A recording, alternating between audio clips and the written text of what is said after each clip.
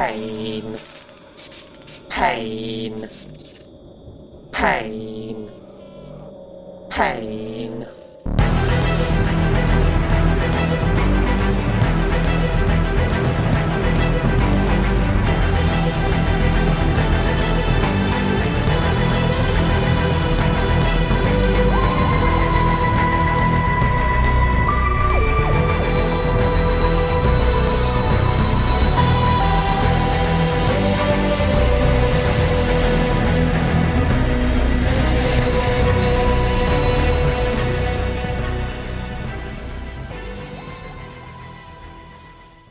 In the early days of Mondas, it was a prosperous civilization. The grass was green and the sky was pale blue. You could see your reflection in the water and walk onto the surface without armour. Its beauty was almost unparalleled. You could see children playing on every street and colony ships being built to finally explore and populate the wider universe. But of course, all good things come to an end. Now all that's left of this once utopia is nothing but the stench of death and destruction, graveyards being robbed from every midnight, robotic policemen patrolling the streets on their horses, and decaying limbs on the outskirts of the city. I am old enough to remember what was and what could have been. I remember the day they took my family, the day I watched my daughter scream as the robotic men grabbed her.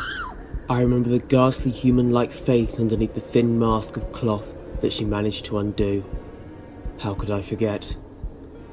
I remember the time I spent looking around the barren wastelands for an answer, forming an alliance with criminals to try and figure out what was going on and where my family was taken. Now I know only one thing. My family is no more. They are long gone, and I am left to live in the shadows. All of a sudden there was propaganda all around me. People handing out stained ballots and broadcasts of this mysterious new armour. An armour ever so familiar to me. This was the armour that took my family. Every day the event gets hazier inside my mind, but I vow never to forget it. As long as I am alive, I shall never forget my family and what I intend to do about losing them. A part of me likes to believe that they just found a way to escape this hellhole and make their way onto a colony ship. I'm not sure how many they finished, but I'm sure they finished at least one. I know my blind hope and optimism has no place here, but is the only thing keeping me going on as plagues and inner conflict keep trying to destroy me. The optimism I hold dear is the only thing keeping me from death, and yet I feel it fading away like my memories. I have to figure out what this armour is, and who was wearing it. The advertisements claim they're going to be used to go onto the surface that is uninhabitable and desolate, but I feel as if the dream to breathe natural air and live how we were supposed to is the only thing keeping the poverty around me alive. This project, Exodus, has given us all hope. Dreams of becoming one with Mondas once again, and walking on the surface that was once a utopia. Personally, I've believed the dream to be dead and foolish. Living on the streets and evading police horses has taught me the truth of Mondas, the inner workings, and one day, I found out what this armour was. It was shortly after the propaganda, when Mondas was prospering. I remember the day my son was born, the glee on my wife's face as she cradled our newborn child, who at the time was entering a world fit for a child. I have fond memories of my daughter meeting him for the first time and the gobsmacked look on her face, the tantrums she had when she thought she was being replaced, long before we started replacing our own body parts. I remember when my son fell ill and we looked after him. I remember when my daughter was starting to get thinner and thinner until she was merely a husk of her former self.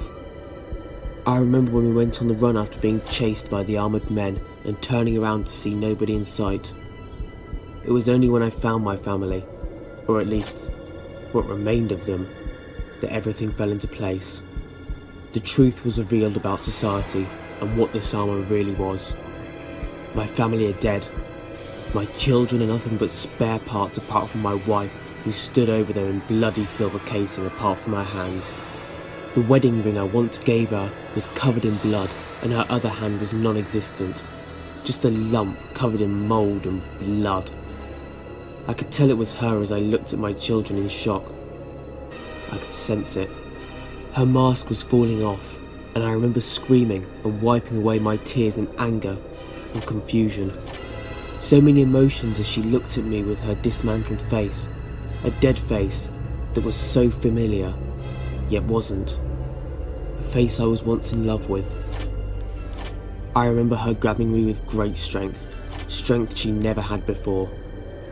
I don't remember much anymore, not even the optimism that was keeping me alive.